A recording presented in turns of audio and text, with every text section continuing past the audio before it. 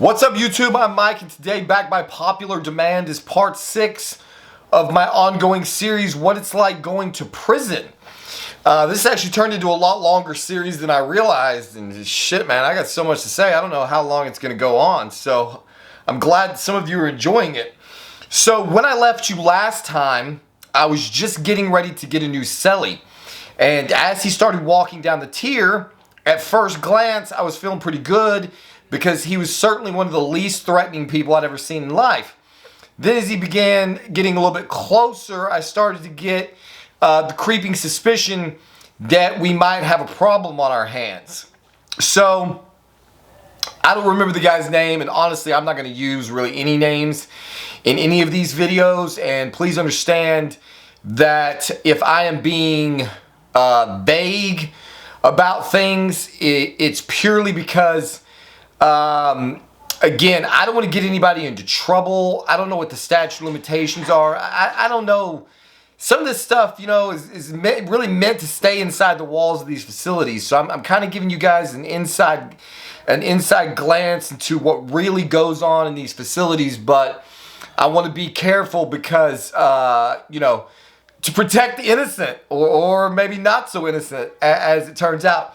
So this guy comes into my cell. And like I said, he was a kind of short guy. I mean, not short. He was shorter than me. I don't know how tall he was. Maybe I'm 5'10". He was shorter than me.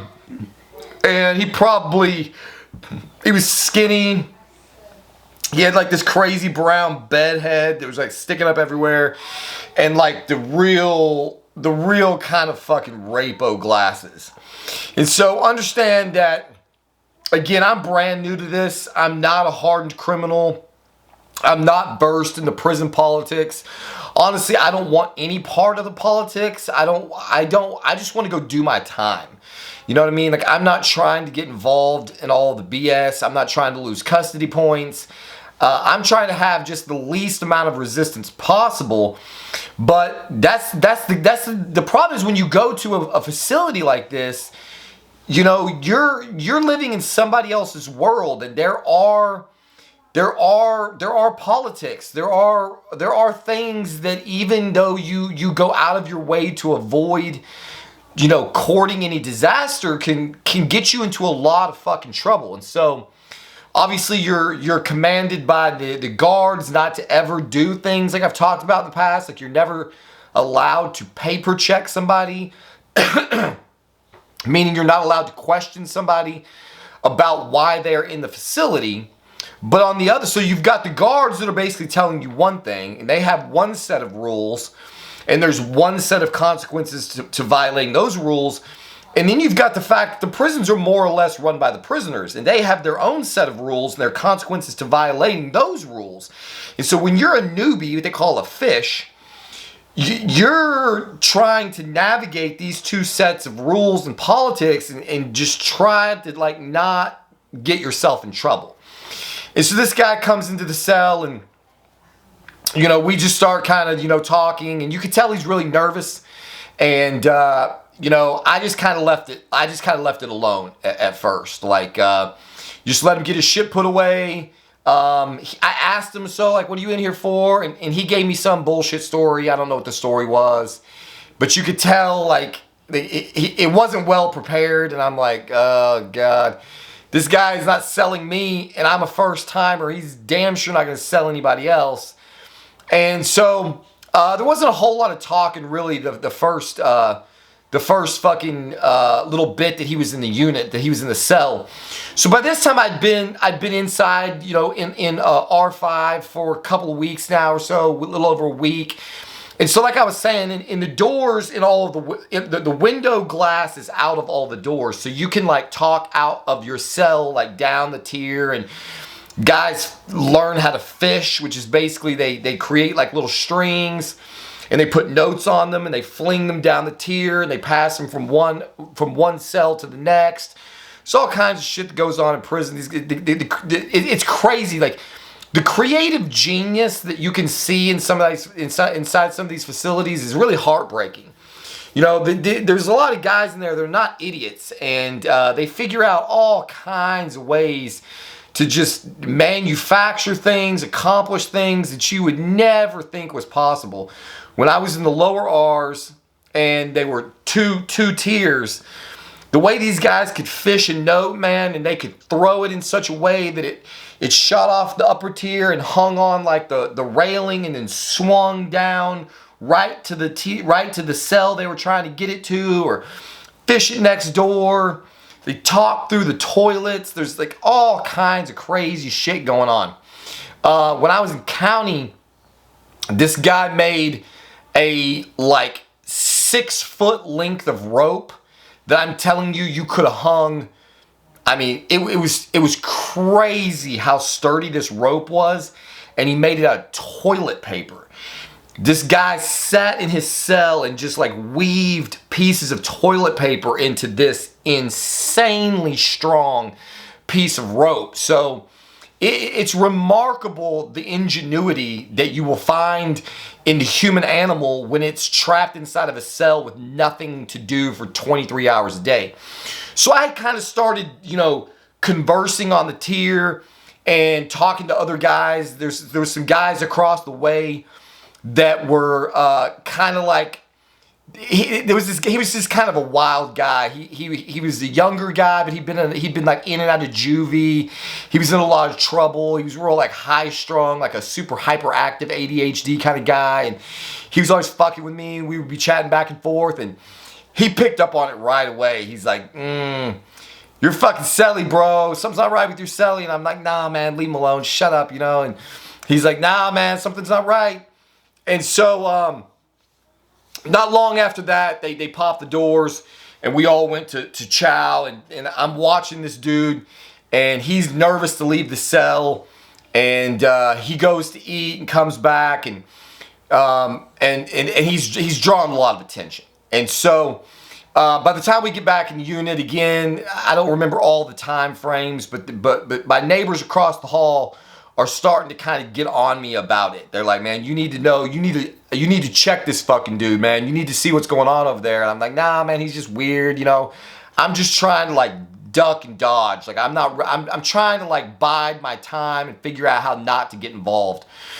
And so as time continues to go on, maybe another day, I don't know, we had been able to go to rec one day, and he had started getting some bad attention on the yard, and he actually went back in the cell and stayed in the cell during rec. And I was like, "Fuck, dude." And I remember talking to my dad on the phone. I was getting phone calls here and there, and I remember telling him like what was going on, and that I was fucking nervous because I might be in a situation where I have to toss this guy a beat down, and and then I could end up fucking up my custody. And he doesn't know what to tell me, and so it's a fucked up situation, man. So that after yard, I went back and I said, "Look, bro, I don't know what the fuck's going on with you, but you need to stay in the fucking house, okay? You go eat, and you fucking get your ass down there as fast as possible and get back. I don't need you drawing any heat to our fucking house. So don't fucking leave this cell again. Go walk the yard, go to rec. They call rec, you better find a fucking book and sit tight, because I'm getting a lot of fucking heat and I don't know what's going on. Nobody buys your fucking story." And this dude's like, "Okay, like, no problem." And so I guess it was that day, next day again, I don't remember exactly. But now, like, the heat is on. And the guys during rec are fucking, like, they're starting to kind of push up on me. And so I'm like, "All right, man, like, let me get to the bottom of this." So, again, I got to be really careful with the language that I use. So basically what happened was, I started like trying to befriend this dude. So like I said, we're locked in the cell for 23 hours a day, all day long. And so I start kind of like manipulating, basically. Like I start kind of warming up to him, and I was like, "Hey man, you want to play cards?" And he's like, yeah, I don't really know that many card games. And so we're sitting down in the bunk, we start playing cards, and I just basically kind of try to start putting him at ease. You know what I mean? And so we're just kind of like, "Where are you from? What are you into?" Shit like this. And And you know, I'm talking a lot about me, you know, trying to like just put him not like take him off the defensive basically. So I'm just telling him a whole lot of information about me. And then I said, you know, man, you know, a lot of guys in here, like, they're kind of pieces of shit. You know what I mean? Like, I don't really like these guys, you know? Like, I was like, man, you know, I just feel like, you know, like, I don't know why everybody's so judgmental of everybody, you know what I mean? Like, we're all in here because we got caught doing something wrong. And so, like, I don't really understand why these guys are, you know, like why they, all this politics shit. Like, I'm not really about that. And so, I'm probably the only guy. I'm probably the only interactions this guy's had. God knows how long, because he's been fighting this case in county. For all I know, he was in PC and county. I don't know where he came from, and so the dude kind of starts to get comfortable, and he kind of starts to open up to me, and I'm like, so come on, man, like just I don't care, bro. Like I'm not gonna do anything. You know what I mean? Like I just need to know, like, you know, like just tell me what happened. You know, and so. Slowly but surely, I get this guy's trust, and I get him feeling safe and comfortable. And I'm like, man, you know, like I'm not about this shit. Like I'm talking up how scared I am and how nervous I am, and I'm giving him like advice, like, hey, dude, like if you would, why don't you try shaving your head down? You know what I mean? Like you've got this kind of crazy bedhead look, and that makes you look like a weirdo. Like, let me help you, bro. Let me help you not get fucked up, basically. And so he thinks that like I'm like trying to help him out. So I start giving him advice, like, why don't you shave your head? You know, why don't you see if you know, like, don't like, you know, like, what's up with these glasses, dude? Like, you got to get some different glasses, or, I mean, can you navigate without these things? Like, you know what I mean? Like, wear them as little as you got to try to look hard, bro, because you look like a fucking weirdo. And so like we kind of quote unquote are becoming friends as far as he's concerned. And so finally we're sitting down there playing cards, and I'm like, so come on, man, just, you know what I mean? Like I'm trying to help you. Like what happened, dude? And so he goes to confess. So this dude tells me that he was dating this girl, and she was like a few years older than him, and they had some kind of fucked up relationship, and she had a daughter who I believe was 6 or 8. I'm pretty sure she was 6. And the little girl she had some kind of an issue, like some kind of like a learning disability. Like she wasn't like disabled, but like there was something, I can't remember exactly what he told me, but there was something like, you know, going on with her psychologically. And he told me, this is hard, man. This fucking guy's sitting right across the fucking bed from me. And he told me that his girlfriend had left to go out partying with her friends one night. And that while she was gone, that he went into this little girl's bedroom while she was asleep, and he digitally penetrated her a lot. He had been doing it to her for some period of time, and eventually this caused her to have some kind of issue. I don't remember what happened, but one thing led to the other. And the mother found out about it. I can't remember whether he was dumb enough to confess or how he got caught or what happened. But he was in fact a fucking stone cold piece of shit child molester. This guy was diddling a 6-year-old, like mentally handicapped little girl. And the volume of emotion that you feel when somebody tells you that is a lot. And it is the full gamut of emotion, because you're sitting there and you're hearing this fucking disgusting story, and you're imagining every person, your your relatives' kids, or, you know, you're imagining this has happened to somebody that you know or you care about. You know, you're imagining the effect that it has on this little girl. You know, I'm angry at this. I'm angry at this woman that he was dating for leaving her with, like, how could she not know? Like, it was so obvious to all of us that this guy was a fucking weirdo. Like, how could she fucking leave him alone with her daughter? Like, there's just anger and sadness, and just all of these fucking emotions are overwhelming you. And I had to sit with that shit, dude. And so, like I said, so basically, I can't remember if it was the very next time that we went to Chow.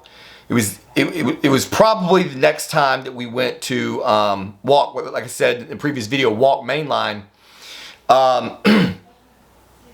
When we left the cell to go, to eat, I made sure that I met up with the guys across the hall. And I told him, I was like, he's a fucking weirdo, dude. Like, full blown. This guy's a bad one. Okay, this is not like, you know, there's gradations to this shit. You know, there's guys that are in there on kiddie charges, and it's like, you know, it's something like a 23-year-old guy and a 16-year-old girl. You know what I mean? Like, where it's still illegal, but like she was consenting to it. You know what I mean? Like, there's all kinds of ways that you can get what are considered pedophile or statutory rape charges, you know, that are like, that you could it's still fucked up, but you could kind of, like, you know, give some kind of fucking leniency maybe. This shit here is like the worst of the fucking worst of the worst. Like, this guy here is somebody who is very, very, very sick and very, very dangerous. And one of the things that you learn in this process is that people who are pedophiles, people who abuse, especially little children like this, there's really not a lot of treatment for them, because like, I look at girls my age and I find them attractive. You know, I can look at younger girls, you know, in their 20s, upper 20s or something. You know, I'm naturally attracted to women, and I'm naturally not attracted to children in any way. So it's very easy for me to not do any of these behaviors. It's totally incomprehensible to me how someone could hurt a child. The problem with a pedophile is that they are wired in the opposite direction. So they're just by nature attracted to children. That's the shit that we have going on in our society now, where they're trying to normalize this shit. They're calling these people minor attracted people or some shit. And it's like, I don't give a fuck, dude. I don't give a shit. Okay?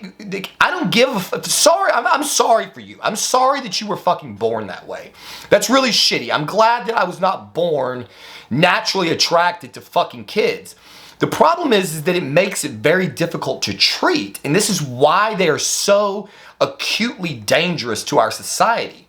Imagine if somebody tried to come to you, like, let's say you're a heterosexual man, and somebody tried to come to you and go, you can't date girls anymore. It's illegal. Like, you now have to be a homosexual. It's illegal for you to pursue women. Like, what? You can't just, like, change your nature like that. And that's effectively what they have to try to accomplish with these minor attracted people, these fucking pedophiles. They have to convince them that their own nature is wrong, and the success rate is incredibly low. And so what happens in a lot of these cases with these repeat offenders is that eventually they use drugs to sterilize them and to make them impotent. So they basically just crash their testosterone and their estrogen levels and everything into the dirt so that they just can't function. And that still doesn't stop them, unfortunately, from being capable of molesting people, because still they have a mental drive. But that's one of it's called chemical castration. That's one of the methodologies that medical science uses, along with psychotherapy and all cognitive behavioral therapy and all that, to try to treat this problem. I have my own ideas about how to treat this problem. They are rapid and permanent solutions, if you could fucking follow my drift. That's what I think. But that's not where our society is, unfortunately. So I digress. We went to Chow, and when we came back to our cell, lo and behold, I think it was a genie. It could have been a ghost. I don't know who did it, but somebody had put a note on his fucking bunk that said, "Check in now, or we're going to fucking kill you." That's what the note said. And I watched him pick that shit up off the bed and read it. And he fucking turned immediately around, boop, hit that button, and in 5 minutes, he was gone. So basically what that means is that when he pushed that button, he told the guards that he no longer felt safe in the unit and that he requested to be put into what's called protective custody. Which, in all honesty, compared to where we were at this point, not half bad. Protective custody means you're in a solitary confinement cell. You were locked in there a long time. I think they get yard, they get some rec, but they're not allowed to be exposed to any other inmate. I think in some facilities there are cases where some like all the pedophiles maybe be able to get out into a day room, and they actually have a facility in Washington State, the Monroe Correctional Facility, that has a sex offender education program where they basically try to rehabilitate these extreme cases of sex offenders. But predominantly, protective custody is not where you want to be because you are cut off from every other human being. You eat all of your meals inside of a locked cell. You never leave the cell except to walk around in a day room by yourself. I think it's 21 hour a day lockdown. I think they get 1 hour a yard and 1 hour of some kind of day room activity. So it's substantially worse than basically any other phase of the prison system once you get out of the classifications area. So people will try at all costs to avoid going to protective custody. And there's pretty much a rule that once you go to protective custody, you cannot get out. So like, let's say, for example, this is something really valid. If anyone happens to be watching this video and you've never been in trouble and you unfortunately at one point get into trouble, is never, ever, ever, ever, ever, ever check yourself into protective custody unless you are very confident that you're going to be seriously injured or killed. Like, what I'm saying is, don't just get like scared. Like you just like, I'm scared. I don't think I can handle prison. So boop, I want to go to protective custody. It's really not that bad, guys. Like, there's no part of the prison system that you cannot navigate and be perfectly safe and do your time and be good as long as you don't have bad charges. So don't let the fear of the place convince you to go to protective custody, because there's basically like this internal information system inside the prisons. It's crazy. Like, people can communicate from one prison in the state to another because their people get moved around. Some person's best friend is in another facility and they talk to a mutual person on the outside by the phone. And so there's all kinds of ways that information can be passed all over the prison system. So you've got gang leaders that are called shot callers. They're able to get their orders from one prison to another. They're able to get their orders out onto the streets. It's insane. It's so insane the way information can pass around to all the prisons in the state, and sometimes even other prisons in other states. Like, you would be mind blown what people can do, again, when they have nothing but time on their hands. So if you ever get locked into protective custody, someone is going to know about that. And if you ever try to say, okay, now I'm ready to go back to general population, there's a high degree of likelihood that you're going to get stomped the fuck out, because they assume that if you go to protective custody, it's because something is wrong with you. And so typically it's a one-way street. There's no like checking in and then thinking better of it and then getting out and trying to go into general population again. So pretty much once you go, and like I said, I don't have tons of experience with this, so maybe somebody in the comments is going to tell me a little bit different story. But my general understanding is once you go to protective custody, that's a one-way ticket.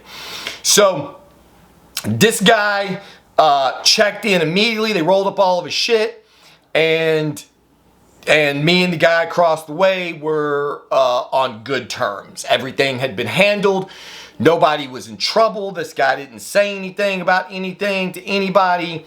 And so I basically dodged a major bullet there and was able to get this guy out of my cell without courting any other disasters. So again, I had the night to myself, the cell to myself for the remainder of the night, because they do shift changes, or they do the personnel changes usually in the mornings. And so I think I actually maybe had a day or two where I was living in a bachelor pad, loving life, until again, one day early in the morning, the door popped open and I knew I was getting ready to get a new cellie. So I hopped up off my cot and walked to the door and looked down the hall, and what did I see but a 6'2" or maybe 6'3", 300+ pound, very, very, very large black man walking down the tier straight to my fucking cell. And oh my God, my fucking heart started pounding out of my fucking chest as this guy's approaching the cell. He walks into the cell. We start making our acquaintances, and I can tell within the first 5 minutes talking to this guy that on top of being a fucking giant that I've just gotten put into a cell with, he is also most definitely a homosexual. And so now I no longer have the fucking weirdo kitty fiddler in my cell.